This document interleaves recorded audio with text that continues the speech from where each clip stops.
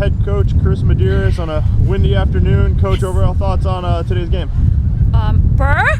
It's really cold. I'm really happy for our team. I thought that this is a great example of where we're at as far as our hustle to play consistently as a team in a day like today. I think really takes all of those intangibles. You have to be mentally tough. You have to work together as a team.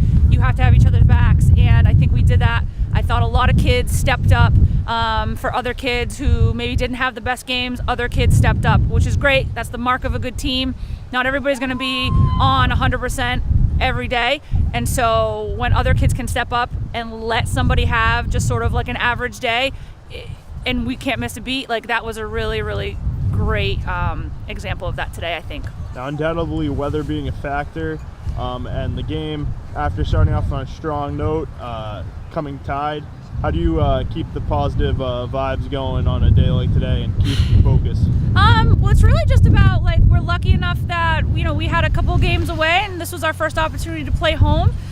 We didn't have to worry about travel. We could sort of have a nice lunch together, and you know what? It's like we're a winter sport as far as I'm concerned, and we all accept that. Part of the recruiting process here is, you gotta be willing, and you gotta like really embrace playing in the cold. So we made a joke today, and it's like this is our frozen tundra, and we know how to play on it, and we've practiced on it plenty of times in weather just like this, and that's why we practice in weather conditions like this, because we know at any given moment we could play a game, and I think that the kids remember that, and they just sort of they sort of tune out the wind anyway. In fact, at halftime was the only time I really felt the wind, except for right now I'm feeling the wind. Now, lastly, this being the start of a 3-game homestand and obviously another win on top of the streak, how do you take this one into your next couple of home games?